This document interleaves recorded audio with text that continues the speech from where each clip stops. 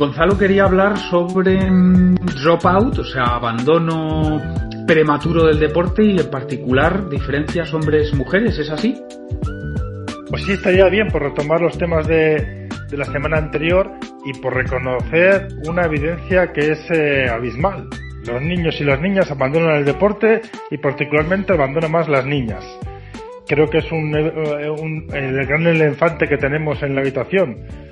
Si no será tan bueno el deporte o falta por mejorar, si lo abandonan. Ya, yo he visto... Sí, a ver, Samuel.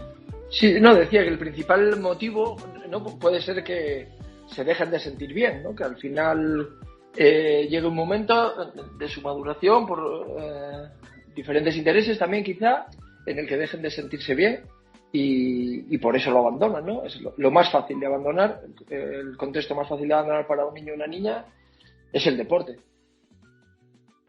Yo he consultado estudios, claro, que no distinguen hombres-mujeres, aunque sí que luego he visto alguno que sí que indica que la tasa es mayor en chicas que en chicos. No sabría cuantificar, sí sé que es mayor. Y respecto a los motivos, yo creo que todos los estudios que he visto confluyen en tres grupos de motivos, ¿no? Que sería, no lo disfruto, por un lado, no siento que mejoro, por otro, y por otro lado, una tercera causa sería mala relación con entrenador o con compañeros, compañeras. Eso es.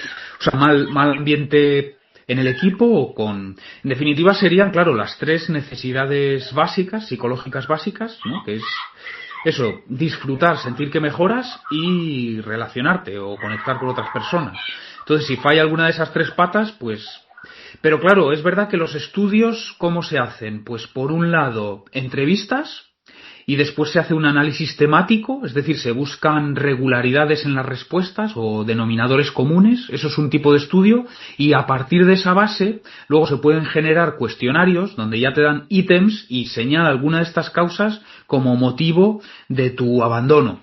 Como ya a través de ese muestreo, digamos, que has hecho a través de las entrevistas, ya tienes todo el abanico de motivos, después lo expresas en forma de ítem, o sea, abandoné por esto, por esto, por esto, por esto, por esto, y luego ya registrarías cuáles son los más señalados, los más elegidos. Entonces, por estas dos vías es como sabemos que allí donde no se atienden las necesidades psicológicas básicas, que sería eso, disfrutar, mejorar, conectar, pues es por lo que se abandona. Pero es verdad que habría alguna causa más que difícilmente no va a salir si hablamos, claro, ya de maltrato.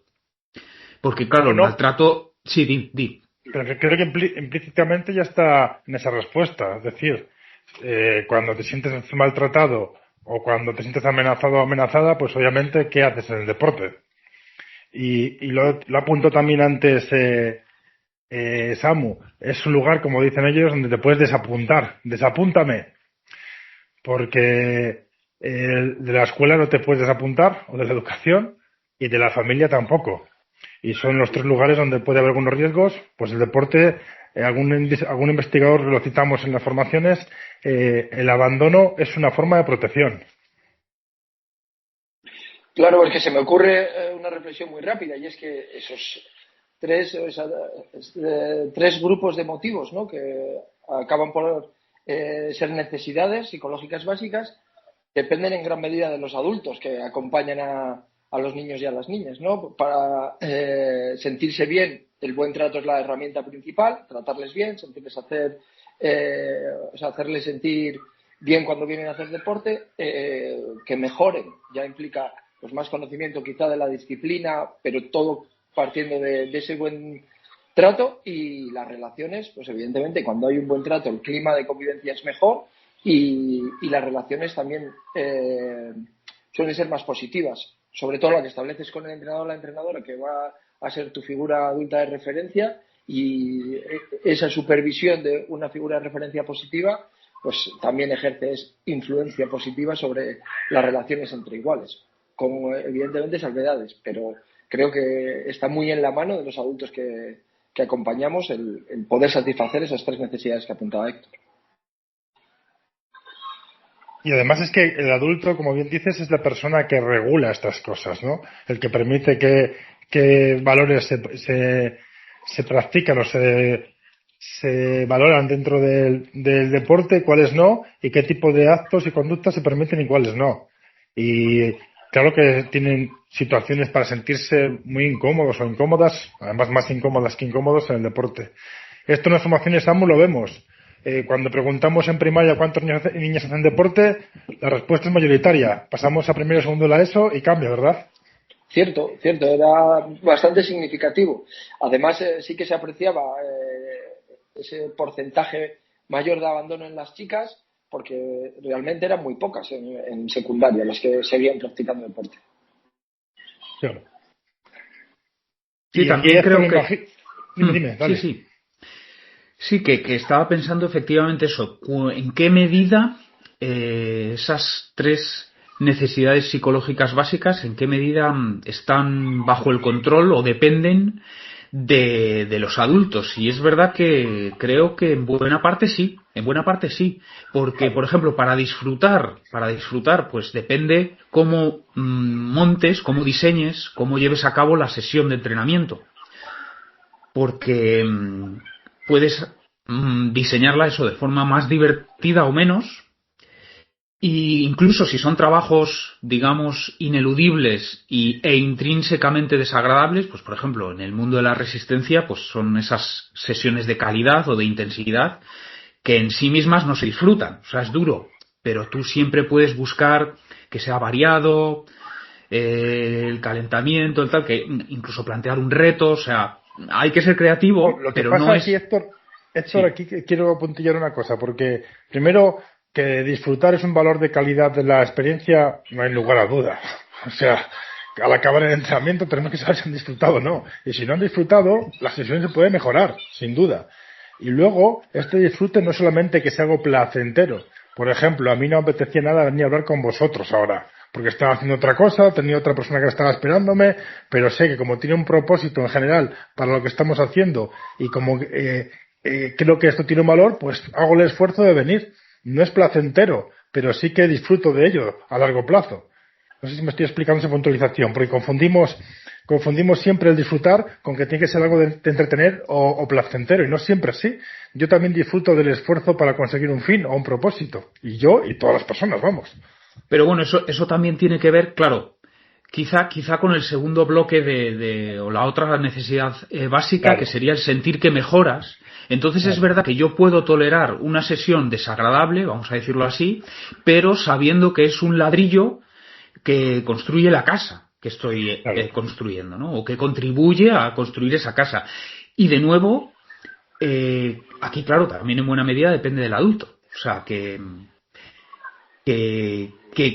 haya diseñado un plan y bueno, después localmente irá haciendo ciertas modificaciones, pero que haya diseñado un plan de desarrollo a largo plazo. O sea, que Pues sepa eso, que sesión a sesión, semana a semana, mesociclo en mesociclo, todo eso conforma un camino de progresión. esto incluso también lo dice Samu, cuando hablamos de que una de las causas del abandono es que no abandonan el deporte, sino cómo son tratados y sobre todo tratadas en el deporte. Claro, se me estaba ocurriendo que lo que ha dicho Héctor de programar una sesión de resistencia me ha puesto en otro lado, ¿no? Porque yo me estaba imaginando siempre a un niño o una niña en un deporte colectivo, más bien, puede ser alguno individual, pero con algún elemento, y la resistencia concretamente, que es solamente de correr, creo que tiene cada práctica sus particularidades, ¿no? Pero en definitiva es eso, Gonzalo, es si me siento bien haciendo lo que esté haciendo, voy a seguir haciéndolo y mi motivación no se va a ver afectada en negativo. Se va a sostener, Claro, va a poder mantenerse en el tiempo y me va a empujar a ir incluso cuando las sesiones no sean quizá en esa comprensión del disfrutar que estamos hablando, sino que sea pues de ese esfuerzo necesario para mejorar y para ir a otro nivel, que a medida que se van haciendo mayores es necesario. claro. esa es la pregunta, ¿qué está pasando en el deporte para que lo abandonen? Porque mira que hay estímulos placenteros y positivos en el deporte. Ir a ver amigos y amigas, tener una relación significativa con el entrenador o con la entrenadora, disfrutar de tu mejora, disfrutar de la actividad física, tener un momento de break, de romper una función más hedonista o catártica. O sea, hay tantos factores, jugar. Hay tantos factores positivos que tiene que haber algo muy negativo para que abandonen el deporte. Esa es una posibilidad, y estaba pensando también que cuando hemos dicho eso, hemos identificado los tres grandes motivos, ¿no? Pero claro, se pueden después, no sé si decir ramificar o subdividir, ¿no? El primero era no disfruto, pero es verdad que también hay veces que hay otra actividad que me parece más importante, como por ejemplo los estudios. Que me temo que estoy abriendo un melón distinto, ¿no? Que yo creo que Gonzalo iba por otra línea, pero no he podido evitar pensar esto.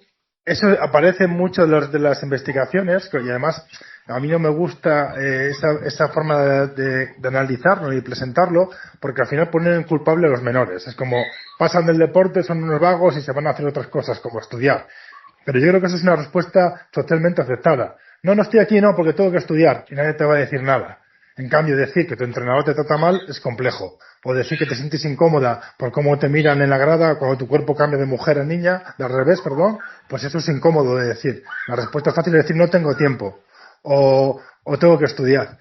Y sí que aparecen muchas investigaciones, diría que en las peores, porque cuando realmente le dan una voz más profunda a los menores y lo cruzan con los datos que tenemos de los factores de riesgo, la realidad a la que yo me gusta cogerme es esa. No se sienten bien en el deporte y no se sienten bien tratados. Entonces dicen, pues ¿qué hago aquí? Me voy a otro lado. Porque luego, y además es un factor que eso no tengo evidencia empírica para justificarlo, pero están volviendo los adolescentes o están empezando a ir a gimnasios, que era otro tipo de actividad, que no es deporte, es actividad física, pero están explorando los gimnasios, donde no sienten esa coerción de público, imagino, ni de entrenadores. Bueno, aunque, mira, es que se me ocurren muchas cosas, pero vamos, en relación con esto último que has dicho, el otro día escuchaba entrevista a la preparadora física del equipo de la selección nacional de hockey, Esther Morencos, vale, no me salía, Esther Morencos. Bueno, pues Esther Morencos, que además también es profesora universitaria en el grado de Ciencias de la Actividad Física del Deporte, claro, ella decía que todavía en el gimnasio todavía hay miraditas a las chicas, o sea, que no se acaban de sentir cómodas, pero bueno. Hombre, pues mira, que a Sonia Arroyo también la conocisteis en Sabadell, que ha conseguido que las niñas no abandonen el deporte municipal, que es diferente al federativo, pues en la zona de fuerza, cambiando la zona de fuerza, cómo estaba organizada, en qué sitio estaba del gimnasio, han conseguido que las chicas estén cómodas en la zona de fuerza, porque se sentían de alguna forma poco validadas para estar allí. Y lo han cambiado, como decían ellas, y ahora las chicas están haciendo una zona de fuerza también. Muy bien, sí. Bueno, pero vamos, por recoger lo que has expuesto tú, Gonzalo, sí creo que una parte de lo que se declara prefiero estudiar a esto otro esconde otros motivos más profundos y eso. Sin duda. Una parte. Pero luego incluso, suponiendo que una chica en el entorno pubertad-adolescencia decida apostar 100% por estudios en detrimento del deporte, suponiendo que haya una parte que sea real, o sea, que no esté escondiendo el mal ambiente o la mala relación con el entrenador y pongas esa causa porque así, digamos, te quitas de encima el trámite, suponiendo que hay algunas chicas, también nos podríamos preguntar por las expectativas de la sociedad. Quiero decir, sin duda, se espera de un chico que sea fuerte y valiente. Sí. Todavía en el siglo XXI esto es así. Quizás es una simplificación, pero en esta línea. Y se espera de una chica que sea formal y que no haga ruido. Estoy caricaturizando mucho, pero sí. Estoy resumiendo mucho. Es más complejo, pero creo que en buena medida el entorno más directo y el entorno general creo que aún mantenemos estas ideas y explican buena parte de las trayectorias vitales de niños y niñas. Por efecto Pigmalión, profecía autocumplida, Sí, sí.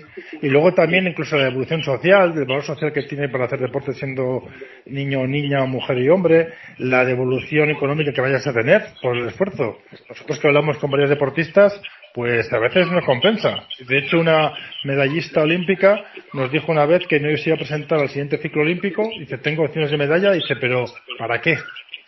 ¿Qué voy a sacar para mi futuro si tengo que parar mis estudios? Voy a tener que postergar 4 años más la posibilidad de ser madre. Dice, no me compensa. Si fuese adolescente diría que no la renta, como dicen los adolescentes.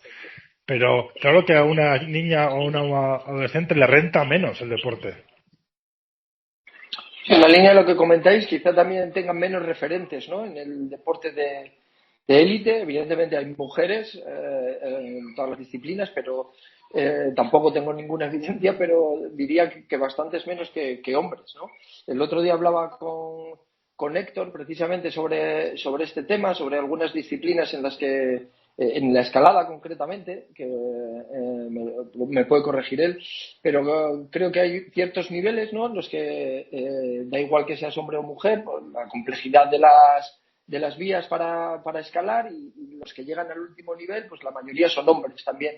Y quizá haya un porcentaje en los deportes que exigen sobre todo fuerza y resistencia. Hablamos también de maratones y había diferencias en las marcas de las mejores mujeres con los mejores hombres, que también puede ser un freno, ¿no? Sobre todo por eso, por cómo está montado el sistema. No sé si, Héctor, sobre esas prácticas concretamente, que son las que hablamos el otro día, los maratones y las escaladas, se puede llevar también a otras disciplinas. Gonzalo hablaba también ayer del fútbol, ¿no?, que ahora el fútbol femenino está pues más al alza. Además tenemos la suerte de tener pues muy buen nivel, ¿no?, en nuestro país, pero al final es un deporte que tampoco está adaptado para que sea espectacular, ¿no?, para las mujeres. No sé si las distancias del campo, si las dimensiones de la portería, jugar con esas variables podría hacerlo más atractivo para el espectador o para el ojo acostumbrado a ver el fútbol masculino y encontrar verdaderamente también ese gusto por el fútbol femenino. Y hemos visto que precisamente que en este, que es el deporte más seguido, con más licencias a nivel nacional, el fútbol pues también ha crecido mucho, ¿no?, en cuanto al fútbol femenino. Hay más equipos en categorías inferiores también, pero creo que el sistema debería acompañar ese crecimiento con un equilibrio para que no tuviera un fin, sino que llegara a ser. De hecho, lo decías ayer, y surgió este debate en el curso que impartimos con el Racing en la UC hace poco también, que les parecía discriminatorio a algunas mujeres que estuviese adaptado el reglamento para las prácticas de las mujeres. Pero en baloncesto está el aro más bajo, en voleibol la regla también. O sea, hay ciertas disciplinas que hacen que el deporte para el espectador, que al final, para que un deporte sea seguido, haya más recursos, puedas dedicarte de una manera profesional, tiene que tener gente que lo siga, patrocinadores, y todo eso necesita atención. Y para que sea más espectacular, creo que es una buena idea adaptar las normas a las capacidades de los deportistas.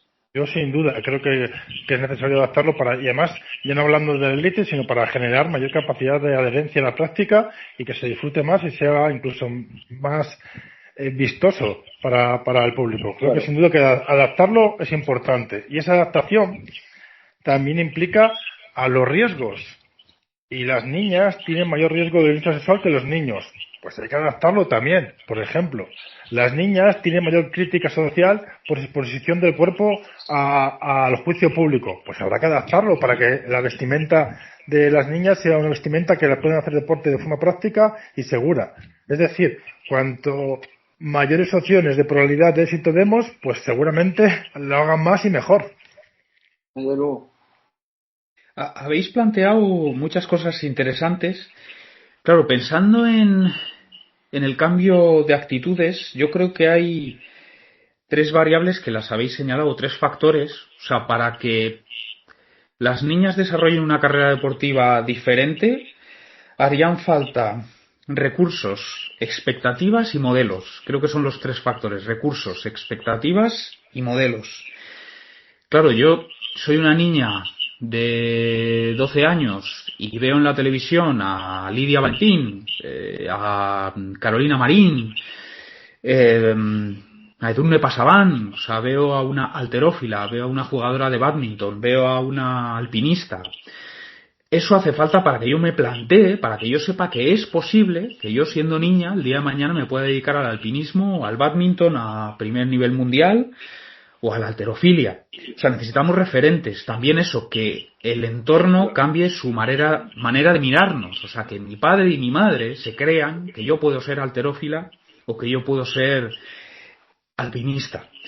Y luego está el tema de los recursos, que es verdad que es, claro, dinero contante y sonante. O sea, que si por un mismo deporte a un hombre se le paga más que a una mujer, pues no, que antes lo ha mencionado Gonzalo.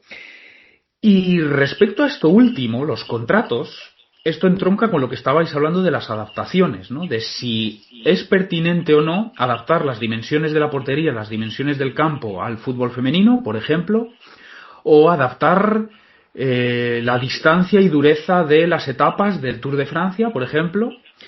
Y claro, aquí tenemos ejemplos de las dos cosas, deportes que sí se han adaptado a las características de la mujer para hacerlo, como decís, más atractivo, y si es más atractivo, sale más en la televisión, lo ve más gente en la televisión, puede haber más dinero de por medio, mejores contratos. Hay ejemplos de deportes adaptados y ejemplos de deportes que no, pero que curiosamente creo que no pierden atractivo, pero aquí creo que habría que ir estudiando caso a caso. Por ejemplo, la maratón de asfalto son 42 kilómetros y 195 metros para todo el mundo, para hombres y para mujeres. Lógicamente, las mujeres necesitan más tiempo para completar, estamos hablando de la élite, más tiempo para completar la misma distancia, pero para mí es súper atractivo porque el mismo día, a la misma hora, a las 9 de la mañana, un domingo en Londres, tú tienes la carrera masculina y la femenina y las dos son súper interesantes. Tienes dos espectáculos en uno. Pero eso, pero que, bueno, para mí me parece súper atractivo la batalla que se pueda producir en un lado y en el otro. Pues por poner un ejemplo, y mira, por seguir con Londres, la última maratón de Londres, de la de 2025, estaba súper interesante en chicos porque se estrenaba en esa distancia, creo que era Jacob Kiplimo, que tiene el récord mundial en medio maratón, pero en chicas estaba súper interesante porque se volvían a ver las caras Tigist Assefa y Sifan Hassan, que se habían enfrentado en los Juegos Olímpicos. Entonces, en una sola carrera tienes doble espectáculo. Pero hay otros deportes que están adaptados y creo que con buen juicio. O sea, que es acertado porque lo hace más atractivo. Creo que habría que estudiarlo caso a caso, ¿no? O luego está el tema de la escalada deportiva, que ahí es el mismo sistema de grados de dificultad para hombres y mujeres. Pero aquí lo interesante es que con cuerpos distintos, con perfiles distintos, hombres y mujeres pueden lograr lo mismo. Lo que pasa es que, claro, si tú mides 2 metros, pues vas a resolver ciertos movimientos de una manera. De otra forma, claro. Entonces creo que las dos vías son factibles. Habría que estudiar cada caso, pero yo sí, claro, intentaría buscar que sea atractivo para esto de que efectivamente se movilicen recursos, hombres y mujeres tengan contratos al mismo nivel. Aquí aquí volvemos otra vez a analizar el deporte de niños y niñas desde la mirada del deporte de adultos de élite, que sí que tiene repercusión, sí que tiene incidencia, pero yo creo que no es la solución. La solución es y tenemos el ejemplo de Noruega, es revolucionar cómo hacen deporte los niños y las niñas. Y luego los niños y las niñas llegarán a ser hombres y mujeres y llegarán con diferentes capacidades, pero siendo deportistas ya, que es lo que tenemos que conseguir. Y luego habrá que modificar esa élite para que se tenga mayor repercusión. Creo que cuando se modifican desde la élite o se igualan las cosas sin una base, pues es un poco etéreo. Lo que tenemos que garantizar es que no perdamos a las niñas que hagan deporte. Y lo pierden porque no es un lugar para ellas, yo creo que básicamente. ¿Que faltan referentes entrenadoras? Por supuesto. ¿Que falta más sensibilidad para ellas? Por supuesto. ¿Que posiblemente la competición incluso hay un sesgo de género? Pues también, seguramente que la haya. Y porque es el ejemplo que tenemos en Sabadell, cuando han cambiado el sistema de competición, ellas no abandonan el deporte. Incluso son los niños los que abandonan ese deporte y sí que se van al competitivo. Ahí podemos tener pistas muy cercanas para modificarlo, yo creo. Sí, está claro que la transformación de la que estamos hablando tendría más viabilidad si se hace desde abajo, ¿no? Desde que empieces a amar el hacer deporte, la práctica deportiva. Si cambiasen incluso las clases de educación física como las entendemos, si pusiéramos en el sistema educativo la importancia sobre tener buenos hábitos en este sentido, de cambiar un poquitín la prioridad que se le da a hacer deporte a nivel estructural, sería lo principal o creo que lo primero para que eso pudiera tener recorrido. Lo que pasa es que, claro, haciéndose de esta manera faltarían algunas de las cosas que hemos hablado si el enfoque fuera justo al revés, cambiar desde la élite hacia, hacia la infancia. Me refiero a que pues esa ausencia de referentes, de modelos quizá que fortifiquen la motivación o las ganas de seguir haciendo deporte o esa ilusión, esa iniciativa también muchas veces, pero también creo que hay un factor determinante que va a, de alguna manera, determinar que ese deporte sea bueno, que sigue siendo el adulto, ¿no? Vuelvo un poco Claro. al principio. En todos los deportes de formación conozco pocos en los que un entrenador tenga formación docente, porque al final la formación docente lo que trata es de ayudarte a enseñar, ¿no? Al final estos ambientes estás enseñando la práctica deportiva, pero estás educando también y eso no creo que no se puede obviar. ¿Hay recursos para que haya profesionales en el deporte de formación? Pues creo que no. Y ese es un factor clave. Bueno, ahí tenemos un hándicap respecto a otros países que tenemos muy alejada la práctica deportiva de menores de los ambientes formales de educación. En otros países está más cercana y hay más medios profesionales para hacerlo. Aquí no es así. Aquí depende de clubes muchas veces y de los propios motivaciones y recursos de las familias. Entonces eso es un hándicap, como bien dices, para no entender que esa práctica es una práctica educativa antes que nada y que después será competitiva. Entonces, cambiar esa cultura es en lo que estamos. Y creo que es el mayor hándicap que podemos tener. El otro día veíamos a las niñas que son recojapelotas en el partido del fútbol femenino del Racing y en el descanso había niñas vestidas de deportistas jugando al fútbol y niñas vestidas de niñas jugando al fútbol. Y ya no eran cliché ni había ningún problema. Pues estas nuevas generaciones sí que vienen con alguna ventaja, yo creo, social que las otras no han tenido. Entonces hay que aprovechar ese cambio. Y una cosa que no hemos hablado y que parece como uno de los factores de la problemática para la violencia sexual en general, no solamente para las niñas, es el machismo. La presencia de hombres con mucho poder y con conductas discriminatorias, que afecta también a los niños y que es un factor de desprotección. Necesitamos más mujeres tomando decisiones y teniendo mayor sensibilidad en cómo tratar a la infancia.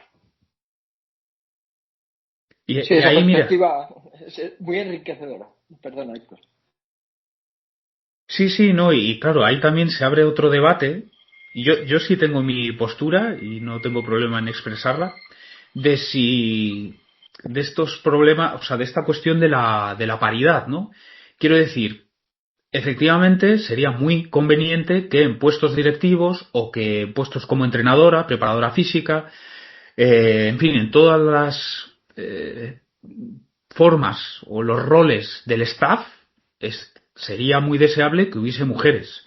Entonces aquí hay dos vías. Una, esperar que naturalmente salgan o forzar un poco las cosas para que a medio plazo eso se normalice. Porque la población mundial se divide al 50% entre hombres y mujeres. Por lo tanto, no tiene sentido que no haya tantas entrenadoras como entrenadores, tantas directoras como directores y así sucesivamente, ¿no?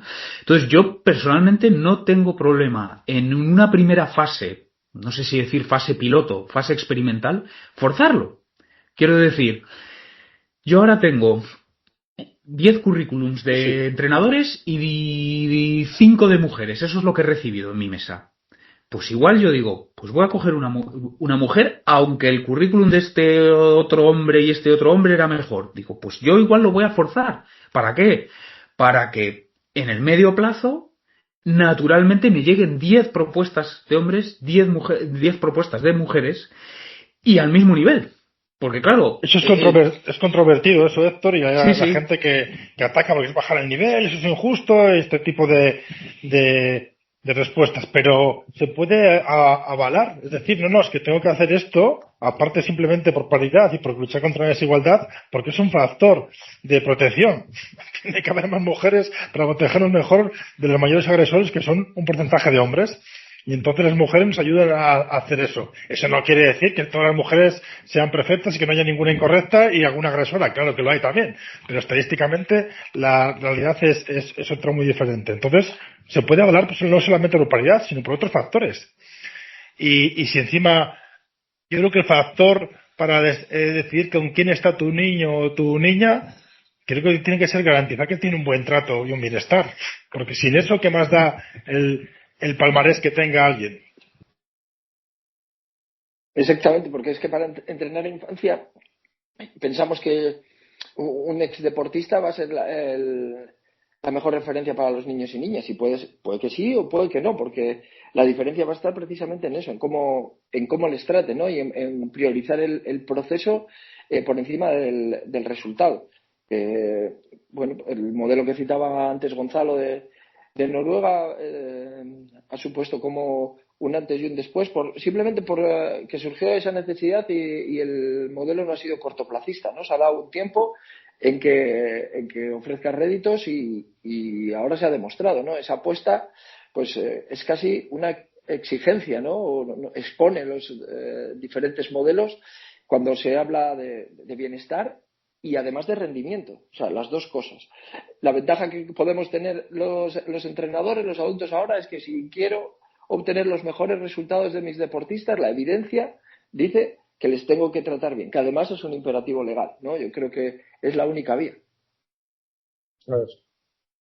Pues un poco recogiendo, mira ahí, cosas que se han ido señalando, se han ido apuntando o desarrollando, por recoger algunos puntos clave y en los que creo que estaríamos de acuerdo. Hay un primer punto que es que el abandonar...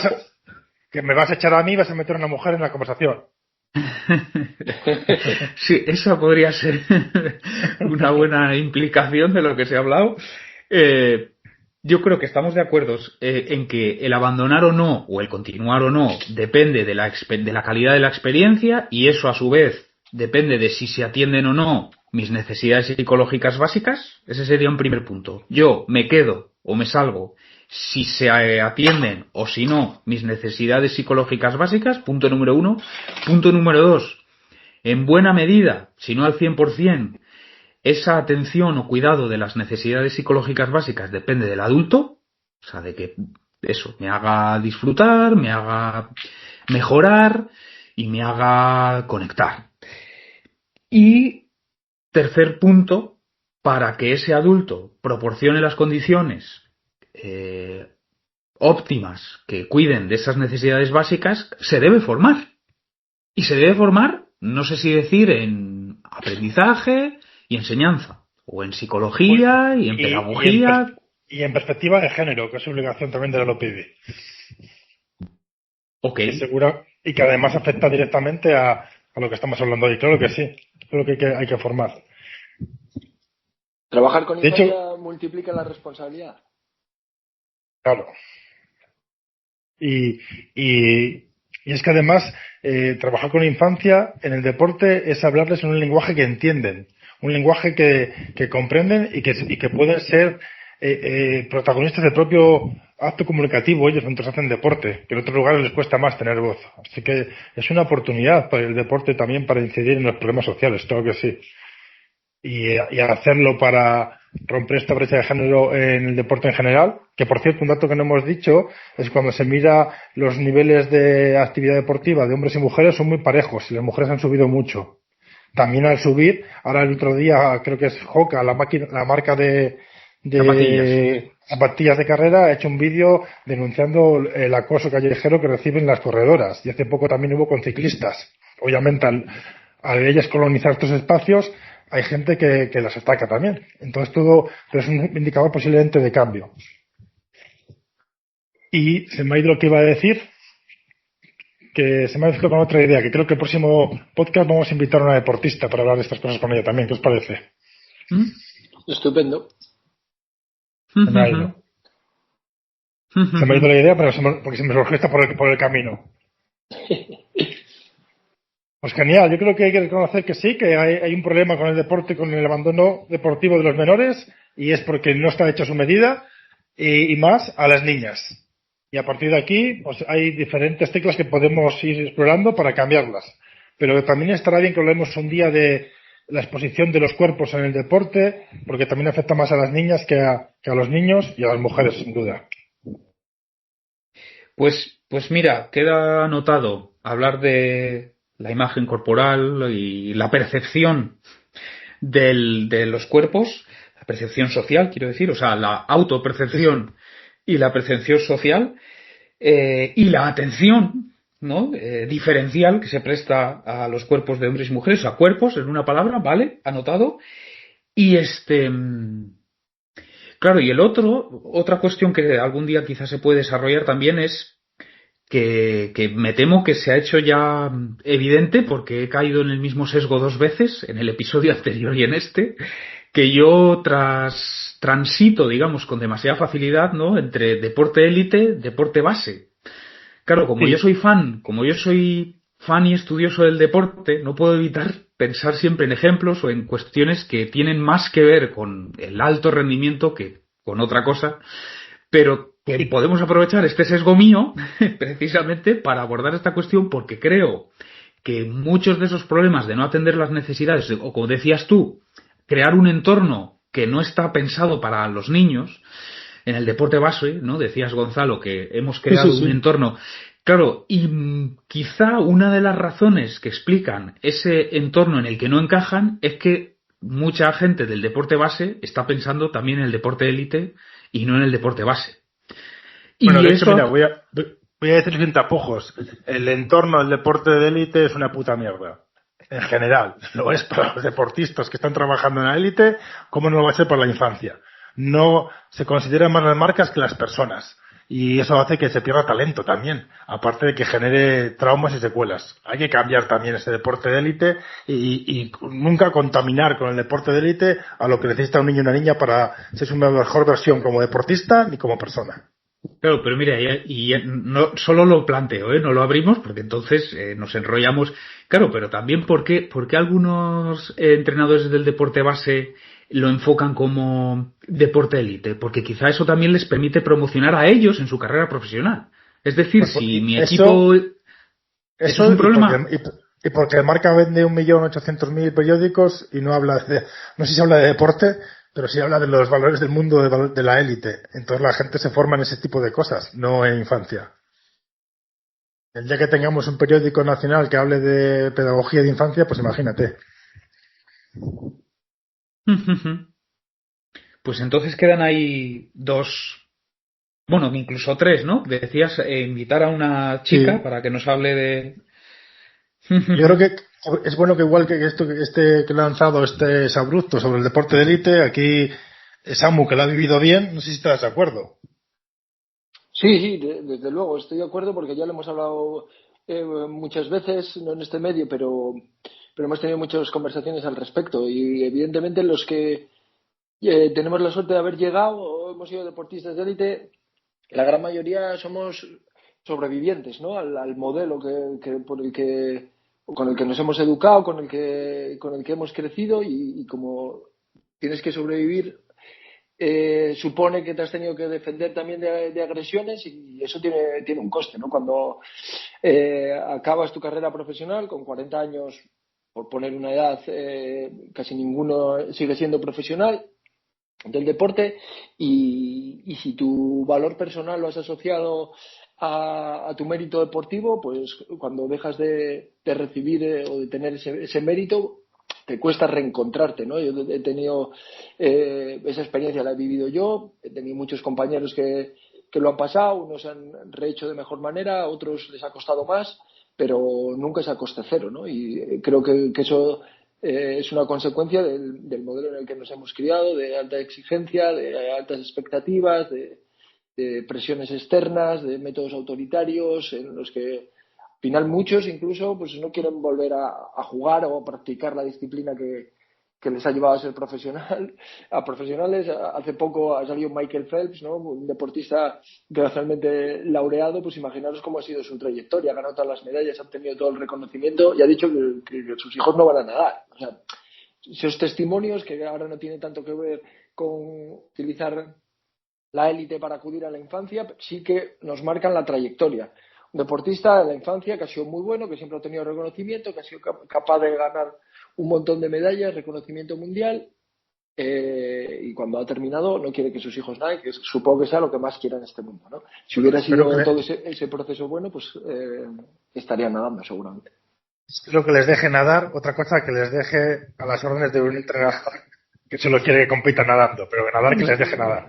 Sí, por supuesto. Ahora hemos ahí fusionado, ¿no? la práctica con el método, que claro, evidentemente no tiene por qué ser así. De hecho, nuestra lucha es precisamente contra eso, ¿no? Nadar es buenísimo. Lo que hace falta es que haya un adulto acompañando que también sea buenísimo. Y competir es buenísimo. Lo que es malo es hacer sufrir a la gente por competir.